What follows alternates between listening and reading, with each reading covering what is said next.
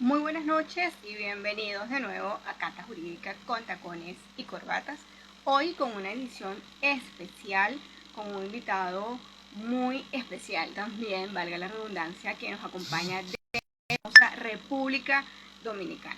El doctor Jorge Corpulán, a quien de manera inmediata le haré la invitación para que nos acompañe, así como la doctora María Alejandra Mancebo, quienes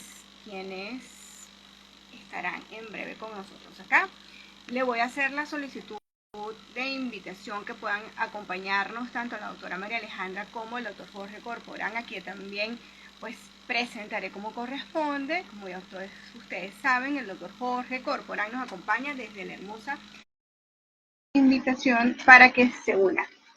Realizadas las invitaciones y agradeciéndole a todos ustedes por estar acá acompañándonos en Cata Jurídica con tacones y corbatas, esta edición especial, mientras se une el doctor Jorge Corporando, quien nos acompaña de República Dominicana, y la doctora María Alejandra Mancebo. Ya le hice la invitación.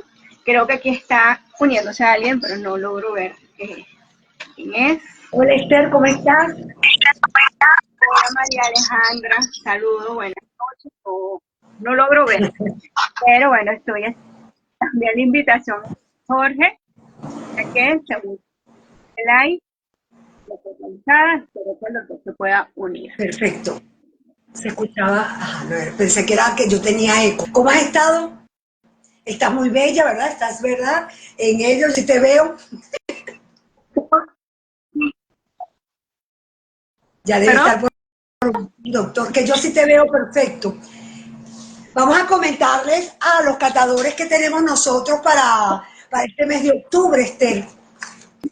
Bueno, primero informarles que, que ya tenemos lista ya mañana se están enviando los certificados a las personas que optaron por el certificado en nuestra primera jornada. Ya se activó el video del doctor. Bueno, voy a presentar al doctor María Alejandra antes de darle la palabra a él. El doctor Jorge Corporán, pues es abogado, experto en Derecho Constitucional, es el director de la Escuela de Derecho de la Universidad Nacional Evangélica, es presidente del Observatorio Global de Ciencias Jurídicas, OJURI, es catedrático universitario de las universidades UNED y Unicaribe en las asignaturas de Derecho Constitucional y Procesal Constitucional, así como Derecho Procesal Penal 1 y 2. Es conferencista nacional e internacional y es el presidente de la firma de abogados Jorge Corporán Consulting Lab. Es nuestro invitado de esta noche a esta cata jurídica con tacones y corbatas especial, y nuestro catador jurídico de hoy conversará sobre la constitucionalización del proceso penal en el marco del sistema penal acusatorio. Doctor Jorge, bienvenido a Cata Jurídica con tacones y corbatas. Muy buenas noches, fielmente agradecido por esta invitación a esta plataforma tan prestigiosa y tan importante que cubre toda América Latina. Para mí es más que un honor hacer extensivo de manera muy especial el saludo a la doctora Esther y también a la doctora María, la cual nos goza de nuestro aprecio, y desde acá, desde República Dominicana, les enviamos un afectuoso y caluroso saludo también a este público que está conectado, este público internautas que se encuentran en esta carta jurídica especial. Primera vez en este espacio, y estoy fielmente agradecido por esta invitación. El honor es nuestro, doctor. Bienvenido, nos complace. Cata Jurídica lo quiere muchísimo, lo admira y nos sentimos orgullosos de que forme parte de nuestra familia. Gracias, gracias.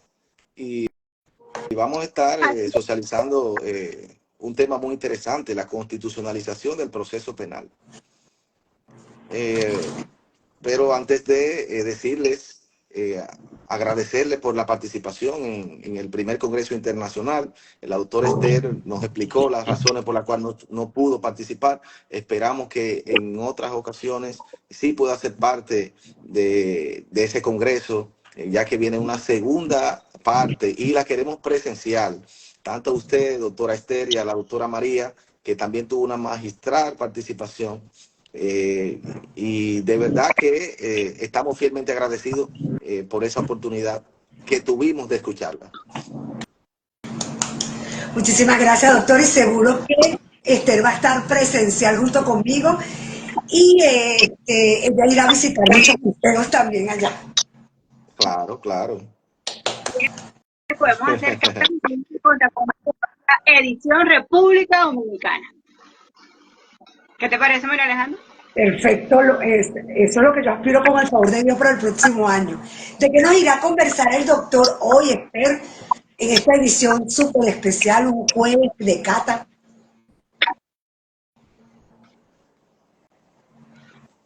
Bueno, tal como lo hemos anunciado, nuestro invitado de esta noche, el doctor Jorge Corporán, él nos va a hablar sobre la constitucionalización del proceso penal en el sistema acusatorio.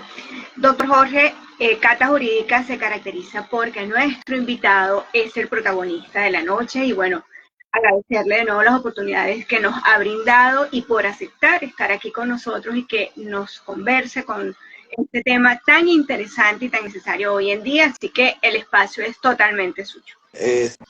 Sí, muchas gracias, doctor Esther. Y vamos a hacerlo tipo conversatorio, este tema muy interesante. Vemos que a qué se refiere la constitucionalización del proceso penal y cómo surge la misma. Vemos que la constitucionalización del proceso surge por estos abusos que se realizaban anteriormente en los diferentes procesos penales, donde bajo un sistema antiguo, un sistema desfasado, un sistema inquisitivo, eran juzgadas las diferentes personas. Entonces, en ese sistema no había lo que era el respeto al debido proceso. Entonces, surge lo que es la constitucionalización del proceso penal. A mediados del siglo XX, diferentes países, diferentes cortes internacionales, diferentes tribunales iniciaron a adoptar diferentes sentencias, diferentes doctrinas en el marco del respeto a lo que es el debido proceso, la tutela judicial efectiva y un sinnúmero de principios que dio lugar al traste con que los diferentes países de América Latina, de Iberoamérica y de diferentes partes del mundo se monten en la ola de respeto a los derechos humanos. Pero es muy importante destacar que cuando hablamos de constitucionalización del proceso penal, hay tres elementos fundamentales que debemos de tomar en cuenta. El primer elemento es el bloque de constitucionalidad. ¿Y a qué se refiere el bloque de constitucionalidad? El bloque de constitucionalidad se refiere a ese conjunto de normas y leyes que, aunque no estén expresamente en la Constitución, ese grupo de normas y reglas y de principios tienen carácter constitucional y tienen jerarquía constitucional. Es decir, por ejemplo, en la República Dominicana tenemos lo que es el Código Procesal Penal, antiguo Código Criminal en el sistema inquisitorio, ahora Código Procesal Penal. Es decir, ese Código Procesal Penal actual tiene lo que le llamamos principios fundamentales. Esos principios fundamentales son la base y la guía para impartir justicia en el proceso penal.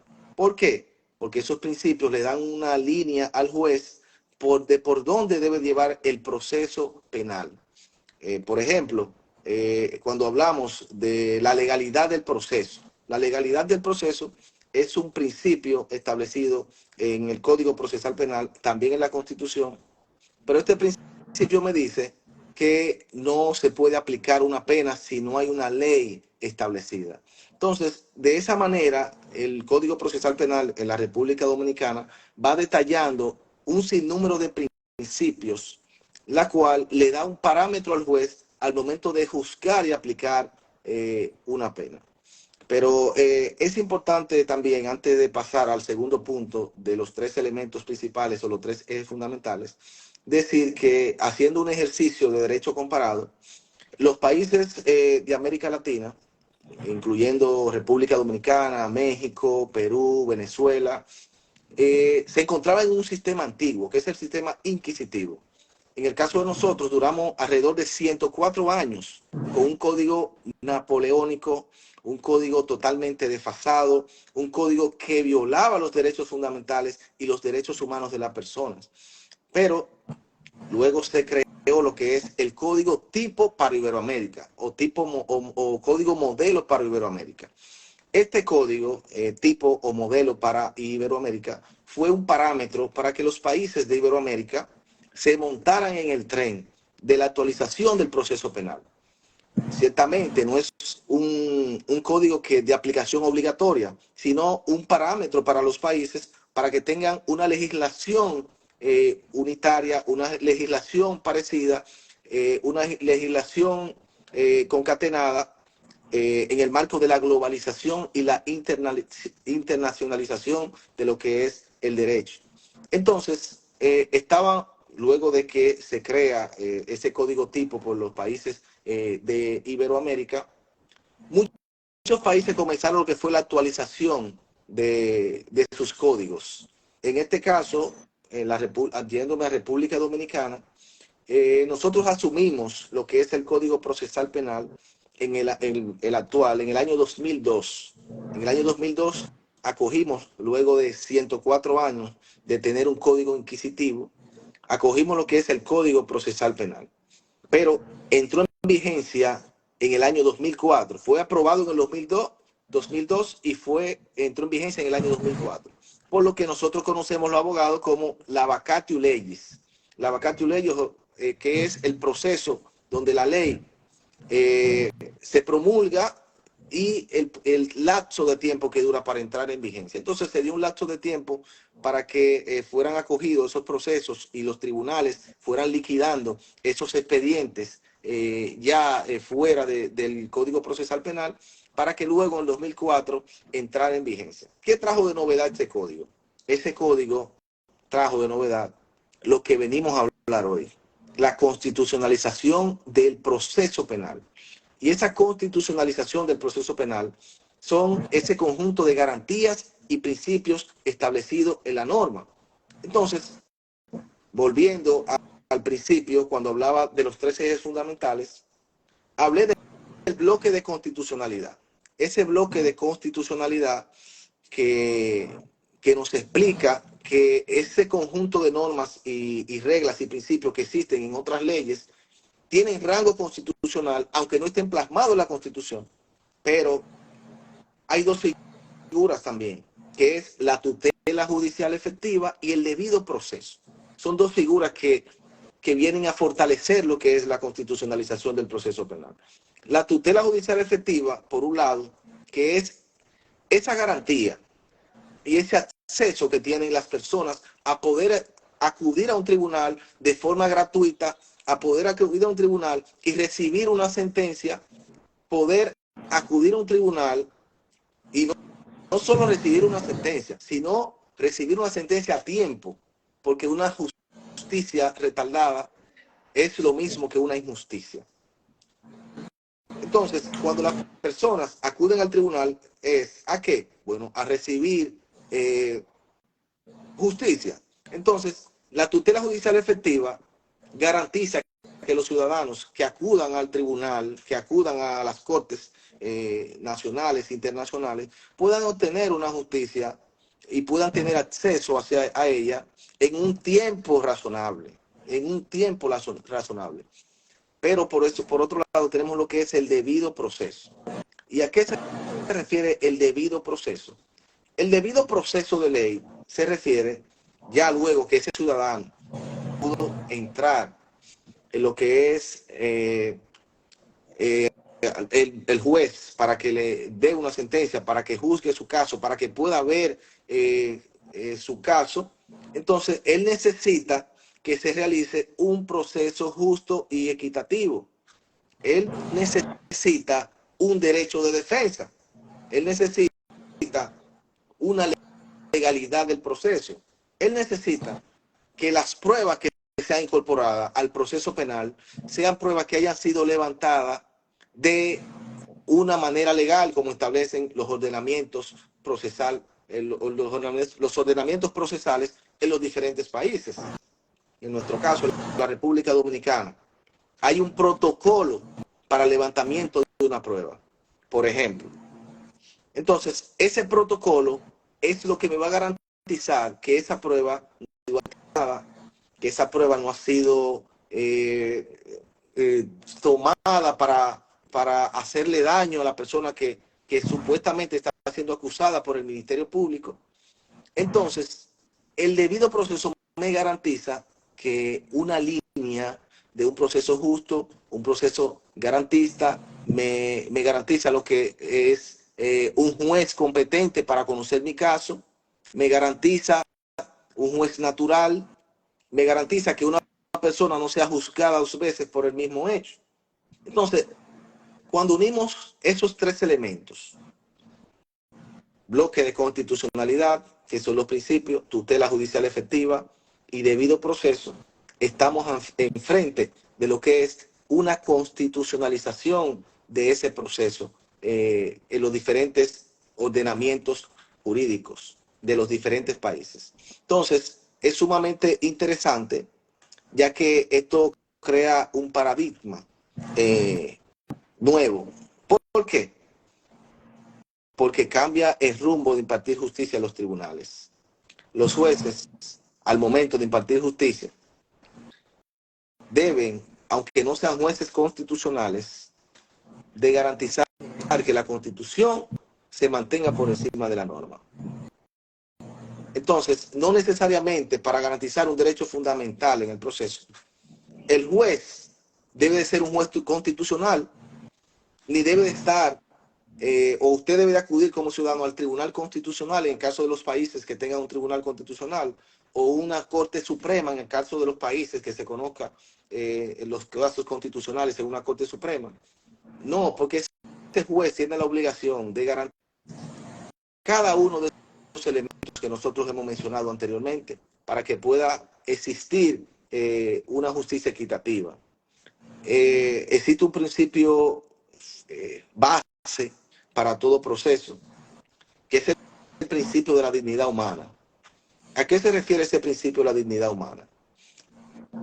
Ese principio de la dignidad humana garantiza que al ciudadano que se está sometiendo a la justicia no sea torturado, que el fiscal al momento de obtener las pruebas no tenga que hacerlo mediante coacción, no tenga que hacerlo mediante violencia, porque si lo hace, entonces esas pruebas, el proceso de la anula, o el juez debe de anularla porque no fueron adquiridas mediante ese mecanismo, ese protocolo establecido en los códigos y la norma.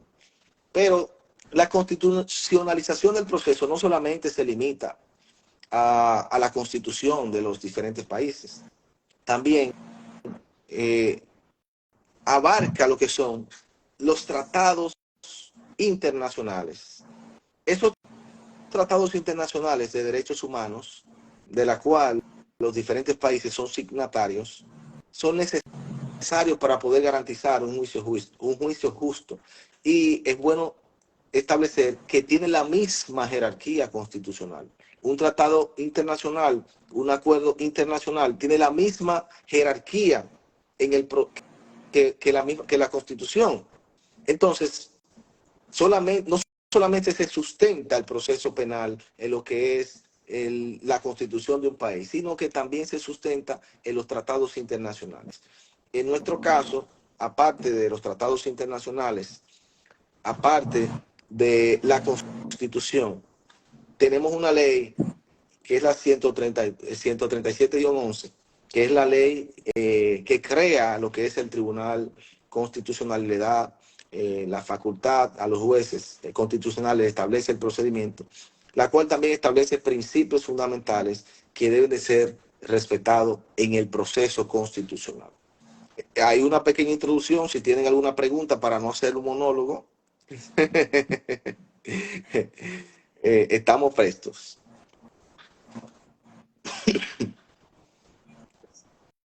¿Me escucha, María? Y Sí. Esther. Le decía que si tienen alguna pregunta pueden hacerla para no hacer un monólogo. Pero No, es no es más o un menos... monólogo. Estamos tomando nota con respecto al recuento histórico de cómo se interpone, se introduce un sistema netamente inquisitivo a llegar a la figura del sistema acusatorio y que bien lo señala usted, que representa la constitucionalización del proceso penal.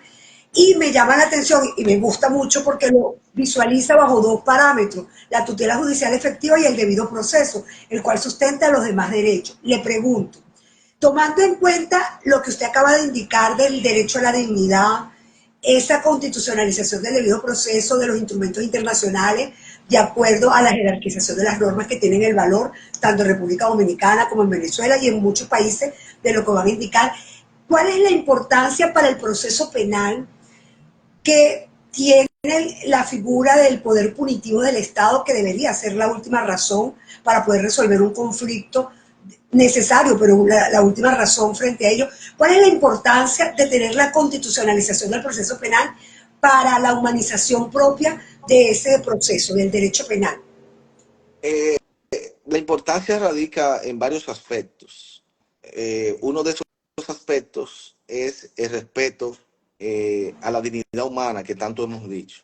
Si se cumple con la constitucionalización del proceso penal, se cumple con respeto a lo que es la dignidad humana como uno de los principios claves o fundamentales del proceso penal. Si no hay dignidad humana, entonces no se cumple con ninguno de los demás principios, por lo que es la base fundamental, podemos decir, o principal de lo que es la constitucionalización del proceso penal. Además, le pone un límite a los jueces. Hay un límite a los jueces y al Poder Judicial al momento de impartir justicia. Porque cuando van a impartir justicia, no solamente se van a limitar a aplicar una norma adjetiva, sino que tiene que verificar la Constitución. Entonces, el mismo proceso penal te dice, te indica, y los diferentes códigos procesal penal o códigos de procesos penales en los diferentes países de América Latina y del mundo, establecen esa limitación a los jueces y no queda como podemos decir, como un simple código de procedimiento, sino que es un código de garantías al proceso, de garantías al ser humano. Entonces, ya cuando llega la constitucionalización del proceso penal a los diferentes países, ese código procesal penal se vuelve más justo, más fuerte. Es un código procesal penal que tiene leyes constitucionales, como dijimos al principio, o garantías constitucionales en el mismo, aunque no estén plasmadas en la Constitución. Entonces, por ahí viene la importancia. Pone limitación a los jueces al momento de emitir una sentencia, tiene que ser en el marco de la Constitución, porque no solamente la Constitución se lo exige, sino también el mismo Código Procesal se lo va exigiendo, pero también el saneamiento de las pruebas. Las pruebas deben de ser incorporadas como establece la norma, legalidad de las pruebas, principios. O sea, hay una seguridad en el ciudadano que acude a la justicia de que se le van a respetar sus derechos fundamentales. Anteriormente, cuando nos vamos al sistema inquisitivo, vemos que el fiscal y el juez, o vamos a decir el juez, o el fiscal te acusaba y usted tenía que demostrar su inocencia en ese sistema inquisitivo. El fiscal lo acusaba a usted y usted tenía que demostrar su inocencia.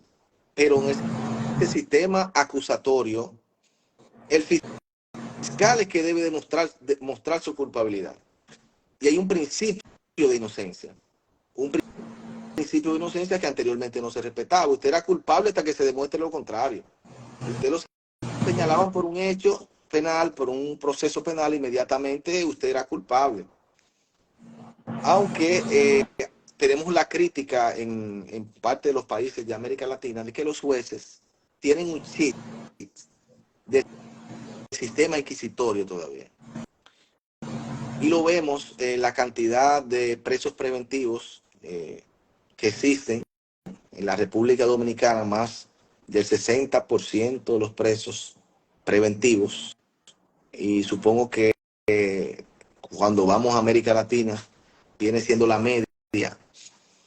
Y vemos que los jueces no están respetando ese principio de inocencia. A raíz de que tienen la posibilidad, por ejemplo, de aplicar una medida de coerción. En nuestro caso existen 7 medidas cautelares: presentación periódica, impedimento de salida, garantía económica, un grillete electrónico, prisión domiciliaria. Sin embargo, a pesar de que la misma Constitución y a pesar de que el mismo Código Procesal Penal establece que la prisión preventiva es la excepción, lastimosamente en nuestro país es la regla. Entonces no debe ser así, porque por eso están los principios. Entonces, por eso digo que los jueces muchas veces tienen un chip instalado todavía del sistema inquisitivo y no debe ser así. Entonces, para poder avanzar, uno de los retos también que tiene este sistema, en nuestro caso ya tenemos 20 años de ya 2004, 2024, tenemos ya 20 años de llegar al país lo que es el Código Procesal Penal. Todavía vemos juicios que parecen juicios inquisitorios. Y el mismo populismo penal hace que los jueces tomen decisiones no en base a la norma, sino en base a la presión social. Y eso es un reto que nosotros tenemos como país, como América Latina, en el caso de los demás países de la región, de ese chip que tienen los jueces, todavía de ese sistema inquisitivo, desinstalárselo. Y los jueces son garantistas cuando consideran ser garantistas por la misma parte económica, dependiendo quién esté enfrente de ellos. Ahí son muy garantistas. Y eso es lo que vemos en la media de América Latina. Pero si es una persona que quizás no tiene los recursos necesarios para sustentar un proceso, o no tiene la fama, o no tiene las condiciones, posiblemente ese juez no sea tan garantista como lo es con un funcionario público, con una persona de renombre. Y por otro lado, otra crítica que tenemos es la duración de los procesos. Cuando se creó el Código Procesal Penal, una de las quejas era que un proceso te duraba bastante tiempo. Y a pesar de que en los diferentes ordenamientos jurídicos de los diferentes países existe lo que es un plazo máximo de duración del proceso.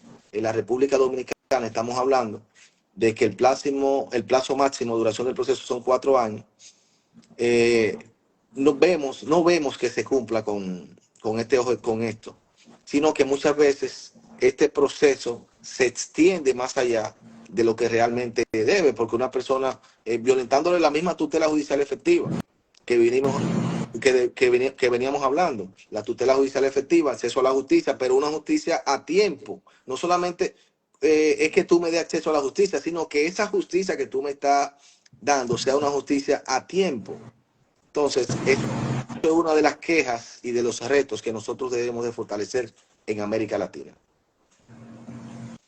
Muchísimas gracias, doctor, sobre todo por esa respuesta que enfoca lo que usted representa, el humanismo, que es sinónimo de esa constitucionalización del proceso penal, cuando identificó que el mismo podía ser precisado con la dignidad. Si no hay dignidad a las personas a las cuales están siendo sometidas a la persecución penal, pues poco pudiéramos nosotros garantizarle cualquier otro derecho, porque debe prevalecer la presunción de inocencia.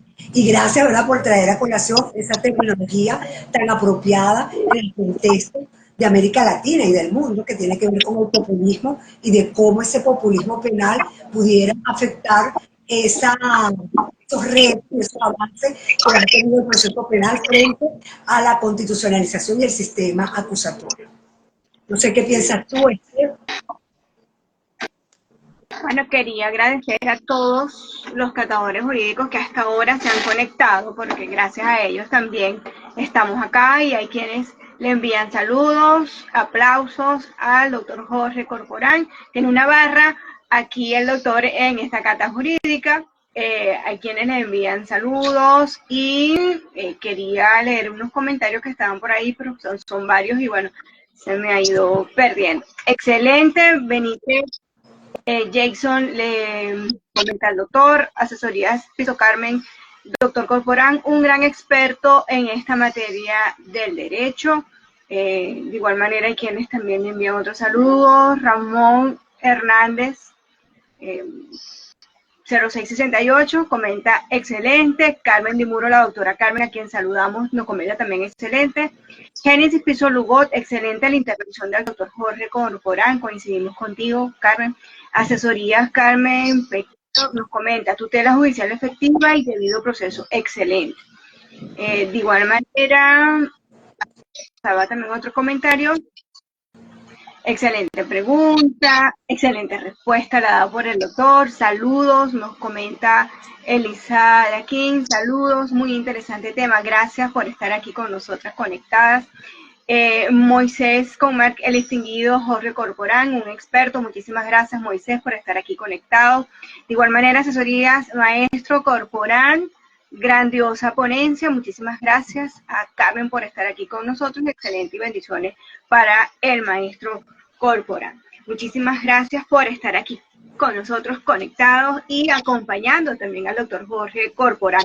Precisamente la tecnología permite eso de que el doctor en República Dominicana y nosotras en Venezuela podamos hoy en día poder conversar con nuestro catador sobre este tema tan interesante.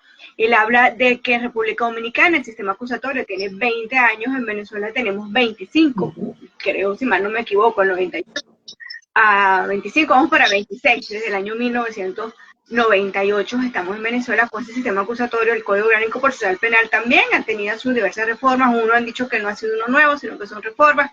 Hay quienes tienen sus diversas visiones al respecto, u opiniones al respecto, pero con todo lo que el doctor nos ha comentado, es como un común denominador en toda Latinoamérica, cada una de las cosas que el doctor ha señalado, que lastimosamente nos hacen pensar que va más allá del blanco y negro de la norma, y es donde precisamente entra el rol del abogado, ¿sí?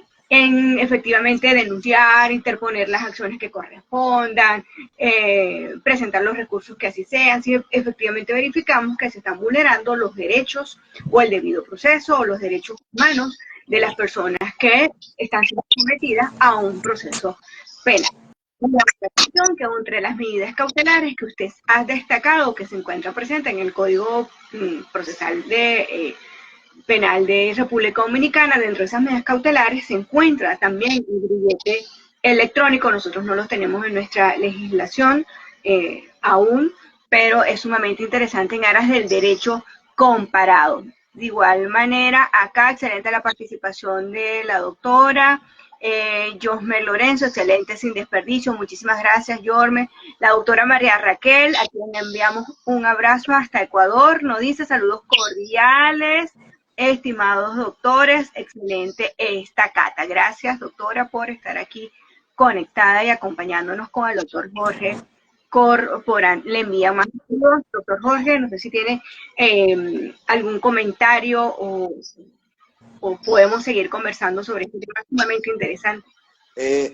Sí, también saludar a cada una de las personas que están conectados en este live, desde Venezuela, desde República Dominicana, desde toda América Latina. Esta es una gran plataforma y también aprovechar y felicitarlas a ustedes por esta gran esta gran labor que están realizando en conjunto, y pienso que es un gran aporte a lo que es el sistema de justicia de los países de la región, ya que aporta y lleva conocimiento a esos abogados, a estos estudiantes de derecho, cada semana con un tema nuevo. Y eso es una labor muy loable que nosotros también agradecemos y vemos y felicitamos fielmente ese trabajo que ustedes se mantienen haciendo.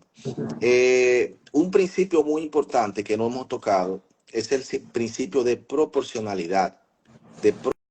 Proporcionalidad. ¿Qué se refiere a este principio? Que la pena, al momento de ser aplicada, debe de ser en proporción al hecho. Entonces, esto es un principio que, aunque lo vemos sencillo, es violado a diario en cada uno de los tribunales de la República Dominicana y posiblemente también en tribunales de América Latina. Y cuando los llevamos a lo que es la medida de coerción en el caso de la prisión preventiva, este principio se violenta porque muchas veces no se ve la necesidad, como decía anteriormente, de aplicar una prisión preventiva a una persona para una supuesta investigación, como ha pasado,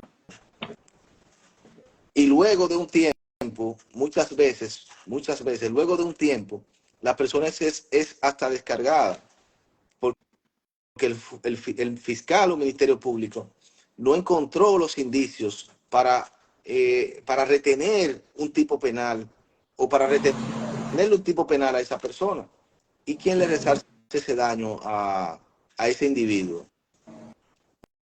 Porque no hay garantías de que se le pueda resarcir ese daño y no hay forma ya después que tiene un tiempo perdido de que se le pueda resarcir este espacio, ese tiempo perdido en la cárcel. Entonces, este principio de proporcionalidad, los jueces lo han violentado de todas sus formas. Porque en nuestro caso, si tenemos 7 medidas de coerción, tenemos 6 medidas, aparte de la prisión preventiva, que pueden ser aplicadas en un proceso penal y poder garantizar la presencia del imputado en el proceso y poder garantizar que ese imputado señalado o indiciado no se escape, no se sustraiga del proceso. Entonces, ¿por qué aplicar una prisión preventiva? Muchas veces lo hacen por lo que hablamos, por la misma presión social. El Ministerio Público hace una investigación previa, existen algunas cintilas o cintillas que vinculan al imputado, muchas veces débiles, otras veces fuertes, pero el Ministerio Público de los diferentes países es difícil que realicen la investigación y soliciten ellos mismos el descargo del imputado. Sigue la acusación. Entonces, todo eso son puntos que el sistema acusatorio debe de ir mejorando. Las formas en que los jueces imparten justicia. Porque debe de ser una justicia pegada a la ley, a las normas, a los tratados internacionales, a la Constitución. No un juzgamiento de una persona en base al populismo o al cuarto poder, como lo llamamos la República Dominicana, que es la prensa. Cuando la prensa, las personas, y más en este mundo globalizado, que estamos hablando de redes sociales, estamos hablando de Instagram, estamos hablando de Facebook, estamos hablando de X. Por ese lado hay un tribunal. En las redes sociales tenemos un tribunal. Entonces, los jueces al momento deben de ser como la diosa Temis, que tiene una venda. Así es que se imparte justicia, con la venda de la diosa Temis. Pero, por consiguiente, como decía al principio, para manejar la constitucionalización del proceso penal es importante tomar esos 3 ejes fundamentales. El bloque de constitucionalidad, vuelvo y repito, bloque de constitucionalidad, que es ese conjunto de principios, de normas, de leyes establecidos en otras normativas que, aunque no estén expresas en la Constitución, no estén redactadas en la Constitución, no estén establecidas en la Constitución, tienen jerarquía constitucional, tienen rango constitucional, como son los mismos principios y garantías establecidos en el ordenamiento procesal penal. Y la tutela judicial efectiva, que se refiere al acceso a la justicia, se refiere a una justicia a tiempo, se refiere a una justicia que no sea retardada, y el debido proceso, que son las garantías que como víctima, como querellante, como imputado, se tienen en el proceso. El juez debe de garantizarme que ese juicio que se dé, yo pueda defenderme. Anteriormente el juez tenía funciones en el sistema inquisitorio, tenía funciones de investigación, tenía funciones jurisdiccionales y funciones de investigación. Él era juez y parte en el proceso. Actualmente eso no se puede. Tenemos un ministerio público que investiga y tenemos un juez que imparte justicia. Entonces, la legalidad de las pruebas, la legalidad del proceso, todos esos principios y garantías deben de ser tomados al momento de impartir justicia, para poder garantizar lo que es la constitucionalización del proceso penal, tomando en cuenta también los tratados internacionales, esos tratados de derechos humanos que garantizan que la persona no sea torturada, que la persona tenga una dignidad. Entonces, todo eso lo garantiza la constitucionalización del proceso penal. Y no solamente el proceso penal, sino cada una de las materias del derecho están constitucionalizadas. En cada una existen principios. Y esto es debido a esos abusos que se cometían anteriormente, de violación a derechos humanos, violación a derechos fundamentales. Entonces, se ha hecho necesario, urgente e imperante que se establezcan en las diferentes legislaciones elementos constitucionales. Y los constitucionalistas llamamos a eso lo que es poder difuso. El poder difuso y el poder concentrado.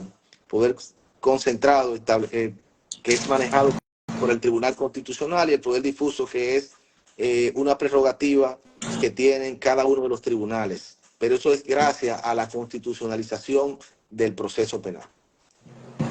Si tienen alguna pregunta, estamos prestos. Doctor, escuchándolo cuando está señalando que pareciera ser una realidad en América Latina, pudiéramos hablar de Europa, cuando incorporamos el sistema acusatorio, tomando en consideración esa humanización del proceso, esa figura de la garantía, tomando en cuenta de que el juez no debe ser una parte, sino que debe ser un sujeto procesal independiente y totalmente imparcial, que cumpla, tal cual como usted señala, el papel que establece o que representa la diosa Temis, junto con su hija, porque es mamá e hija, que también forma parte de esa diosa de la justicia. Le pregunto, ¿qué pasa después de 20 años, 24 años, 28 años, 30 años, donde los países han realizado la concientización de que tenían que realmente formar parte de esa nueva perspectiva, como usted lo señala, un paradigma en el sistema acusatorio? Algunos, ¿verdad?, países más avanzados, sistemas, no más avanzados, sino más avanzados en el derecho, sistemas adversariales, conforme a como pudiera interpretarlo, como pudiera considerarlo cada persona. ¿Por qué en los actuales momentos existe ese cuarto poder, que también nosotros lo llamamos aquí en Venezuela o en otros países, que pudiéramos incluir la prensa, pero incluimos ahora las redes en cualquiera de esas tecnologías? ¿Cómo se justifica con tanto avance, tantos instrumentos internacionales, tantas normativas, que existan operadores de justicia que apliquen o que violenten de manera feroz la constitucionalización del proceso, sencillamente por la fuerza mediática o la imposición mediática, como usted lo señala, quién paga, ¿verdad?, o cómo se restituye el daño causado frente a lo que se vivió un día, una hora, 10 días, 45 días, un año, 2 años, o sea, no importa, o sea, quién lo causa. ¿Qué hacer ante esa realidad que sigue galopante en América Latina y que realmente de qué sirve tener un sistema acusatorio si eso está presente. Es importante nosotros seguir realizando este tipo de formaciones, este tipo de intervenciones, porque esto sirve para educar a esos quizás abogados, estos futuros jueces, estos estudiantes de derecho que van a hacer lo que van a administrar la justicia, para crear conciencia, y todo se basa en la cultura que tiene cada país. Normalmente la cultura de América Latina, eh, tenemos una cultura donde impera quizás el más grande aplasta al más pequeño. Y esta desigualdad social que existe, entonces llega a los tribunales de los diferentes países. Entonces es importante nosotros seguir pujando para que este tipo de violaciones a derechos fundamentales, a derechos constitucionales, el irrespeto a la norma constitucional, el irrespeto a la norma procesal, no pueda seguir manifestándose en cada uno de los tribunales de la República. Y esto se da es con educación, se da con formación, se da con concientización a los jueces. Yo, desde mi punto de vista, saludo y respeto a esos jueces que no toman esa presión mediática por este cuarto poder de las redes sociales, de la prensa, al momento de impartir justicia. Porque en el proceso penal hay actores, y dentro de esos actores cada quien debe de jugar su rol. El Ministerio Público debe de hacer su investigación y debe de presentarse al juez para que el juez evalúe, no solamente evalúe los elementos que le presenta, sino la forma en la cual el Ministerio Público, el fiscal, ha recaudado esos elementos, si cumplió con el protocolo, si cumplió con la legalidad del proceso. Entonces es necesario esa capacitación, es necesario esa concientización para poder seguir avanzando en el tema de que los jueces, al momento de aplicación o de la aplicación de las leyes, puedan tomar conciencia y poner la Constitución, los tratados internacionales, el debido proceso, la tutela judicial efectiva, por encima de cualquier cosa. Y que las personas que están siendo juzgadas ante un juez se le mantenga y sea retenido lo que es el principio de inocencia como norma fundamental. El principio de inocencia. Usted es inocente hasta que se demuestre lo contrario. Usted no es culpable, o usted no tiene que demostrar su inocencia. Es el juez, el fiscal, en este caso, que tiene que demostrar que usted es culpable. Entonces, es girar en ese sentido la concientización, el mismo Poder Judicial de los diferentes países de América Latina podría estar haciendo un buen trabajo al momento de la capacitación de los jueces, esos jueces que entran a la escuela de la judicatura, que sean concientizados en ese sentido, y hacerle esa evaluación, o en el mismo test de evaluación que se le hace a los jueces, se debe tomar en cuenta preguntas que se pueda verificar si ese juez puede tomar una decisión apegado a presión del pueblo, a presión de las redes sociales, y sin necesidad, podemos decir, en este caso, de tener que llegar a aplicar o a condenar a una persona inocente por una presión de las redes sociales, desde mi punto de vista. Muchísimas gracias, doctor. No sé qué opinas tú. Esther, disculpa que creo que te interrumpí, pero quería escuchar la opinión del doctor frente a esa experiencia avasallante que tiene y que viste de gala, sin duda alguna, a Cata Jurídica con corbatas en esta edición especial, un jueves con el doctor Jorge desde República Dominicana, y que se están uniendo, fíjate Esther, Chile, Ecuador, Argentina, República Dominicana. Qué exquisito es saber que no importa la hora cuando uno quiere conversar sobre el buen derecho para seguir concientizando y educando. Muchísimas gracias, doctor. Sí, saludar a esos países que se acaban de unir a esta plataforma, una excelente plataforma que, vuelvo y digo, está haciendo un trabajo digno y loable y que está aportando a toda la clase jurídica de América Latina, y eso es digno de admirar. Nosotros felicitamos y extendemos nuestras felicitaciones a cada uno de ustedes y a esta plataforma de Cata Jurídica, que es un nombre, me gusta el nombre porque fue como bien ideado, el nombre de Cata Jurídica. Con tacones y corbatas. Exacto. En este caso, nuestros caballeros son nuestros colegas, bueno, representan corbatas, del conocimiento también, como le digo a María Alejandra, los tacones, también los tacones jurídicos, los tacones del conocimiento representan a nuestras estimadas y bellas colegas. Sí, bueno, de igual manera siguen enviando aplausos y saludos y reconocimiento, y me uno al agradecimiento a los que están aquí haciendo un análisis recorrido por Jorge nos ha conversado esta noche. Para los que recién se conectan, puedan tener presente que esta noche la Cata Jurídica nos ha hablado sobre la constitucionalización del proceso penal en el sistema penal acusatorio, y ha conversado que el sistema penal acusatorio en República Dominicana tiene aproximadamente 20 años. En Venezuela tenemos 25 o vamos para 26 años. En Latinoamérica hay unos países que tienen menor o mayor tiempo, indistintamente de ellos. Lo que ha procurado es respeto al debido proceso. El doctor ha destacado la importancia de la tutela judicial efectiva y el debido proceso, la dignidad humana, porque de ella emergen y nacen nuestros derechos humanos, y debemos tener presente que el debido proceso es un derecho humano así reconocido internacionalmente. Y al finalizar esta intervención anterior que el doctor Jorge tenía, pues nos señalaba en relación a esa quizás una sentencia anticipada que se emite en las redes sociales, lastimosamente, porque bueno, forma parte como una presión, esas influencia mediática de las redes sociales, los medios de comunicación, al tener conocimiento de un hecho punible.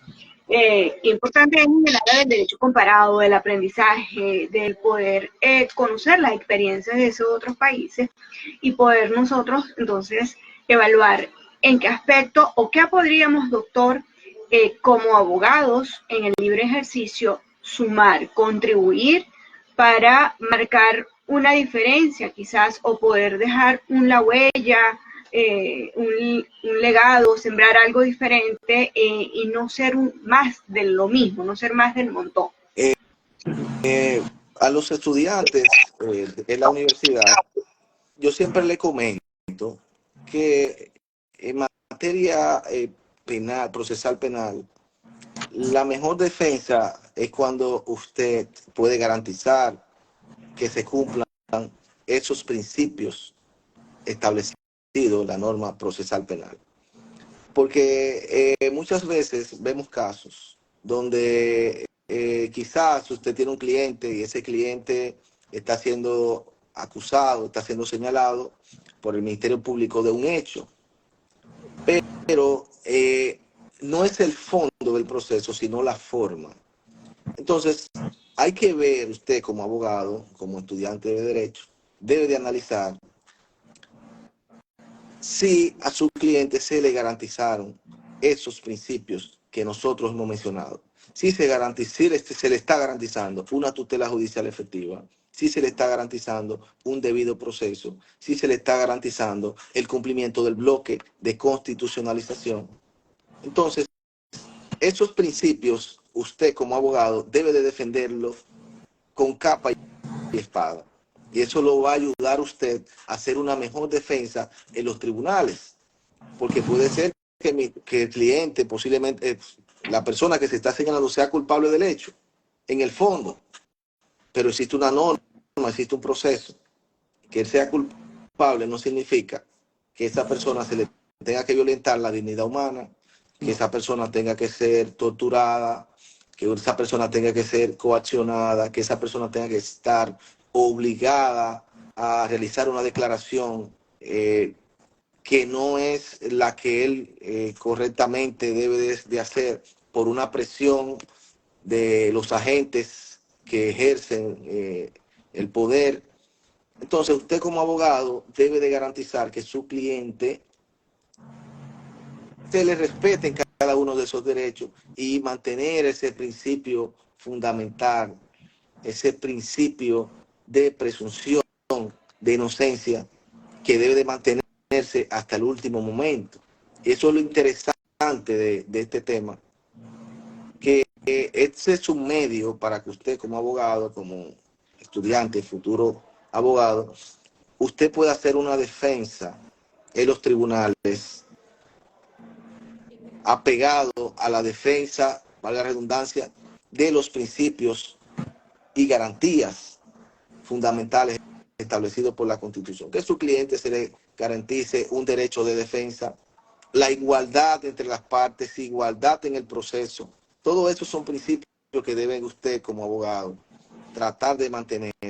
Y eso va a permitir y va a hacer que los mismos jueces que estuvimos hablando hace un momento, usted como abogado haga que se respete este proceso de constitucionalización del proceso penal.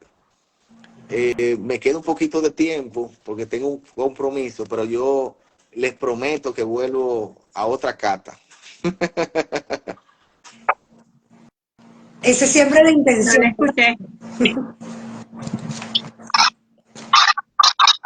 Le decía No la a... escuché la última que comentó Jorge. Dígame. Le decía que me queda poco tiempo, que yo me comprometo a entrar a otra cata, a aceptar la invitación a otra cata para que toquemos otros temas en el marco, puede ser penal, constitucional, para poder llevar al público. Claro que sí, tal como lo dice María Elena, porque es la primera cata, una vez que usted es nuestro invitado, pues forma parte de esta familia y eso nos lleva a que son temas tan interesantes de seguir profundizando y compartiendo experiencia, y está comprometido para otra cata jurídica con tacones y corbatas. Bueno, visto el tiempo y que efectivamente ha transcurrido una hora, pero que nos queda corto todo para hablar sobre este tema tan interesante, hablar de derechos humanos, del debido proceso, del proceso penal, y qué mejor manera de poderlo hacer en otra cata jurídica para poder seguir hablando sobre este tema o sobre otro tema en particular. María Alejandra, para que te despidas del doctor Jorge, antes de darle la palabra a él. Muchísimas gracias, doctor Jorge. Realmente ha vestido de gala este jueves. Me ha dado un regalo, un banquete jurídico que siempre alimenta el alma en cualquiera de los momentos cuando uno pudiera tener la no esperanza ante determinadas situaciones, pues siempre existe, ¿verdad?, momentos precisos que Dios le manda para poder escuchar lo que significa el buen derecho y uno vuelve a tomar ánimo. Muchísimas gracias. Es usted cordialmente invitado cuando quiera y lo vamos a seguir molestando porque ya usted es parte de nuestra familia.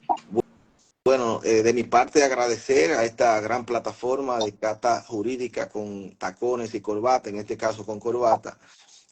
Agradecer a mi amiga María Esther, también María Mancebo.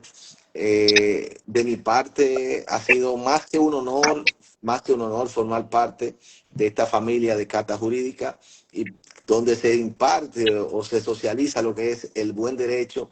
Se llevan diferentes temas desde diferentes perspectivas, expertos en las diferentes materias, y de verdad que saludar también a ese público de América Latina que sigue esta plataforma: República Dominicana, Venezuela, Colombia, Perú, Guatemala, todos los que estuvieron conectados en este live. Agradecido eternamente, y nada, la invitación que está aceptada para otra ocasión. Muy agradecido eternamente, muchas gracias. Doctor, ¿se puede cata jurídica sin hacerle una recomendación de una película o una serie? Usted sabe que yo no soy muy de ver películas ni series, pero le voy a recomendar un libro. Quiero recomendarle a esos jóvenes abogados de derecho que están incursionando y que van o que están estudiando, Un libro que es un poquito antiguo, pero es un libro bueno para el ejercicio, y es El alma de la toga, Ángel Osorio y Gallardo. El alma de la toga, de Ángel Osorio y Gallardo. Esos estudiantes de Derecho que van a iniciar, o las personas que van a iniciar a estudiar Derecho, léalo, porque para que usted tenga más o menos una línea, una connotación de qué es un abogado antes de iniciar la carrera, qué es un abogado, y cuál es la diferencia entre un licenciado en Derecho y un abogado. Es muy interesante y lo recomendamos por aquí, por Cata Jurídica con Corbatas. Agradecemos, Jorge, por habernos acompañado este jueves de Cata Jurídica con Tacones y Corbata, una edición muy especial porque conversamos sobre temas sumamente interesantes y de interés para el gremio de abogados, también para los estudiantes de Derecho, porque ellos van a raíz de esa práctica jurídica adquiriendo también conocimientos de aprendizaje. Nos despedimos hasta mañana porque mañana tenemos 2 ediciones especiales de Cata Jurídica Cultural. Es necesario que usted se conecte porque vamos a conversar sobre derecho marítimo, pero también sobre técnicas de litigación y sobre ese proceso penal, pero en Argentina.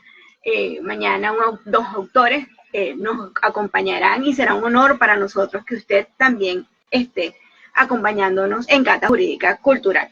Nos vemos mañana. Buenas noches a todos. Buenas noches, doctor Jorge. Buenas noches, doctora María Alejandra. Buenas noches para todos nuestros catadores y nos vemos muy pronto. Bye, bye.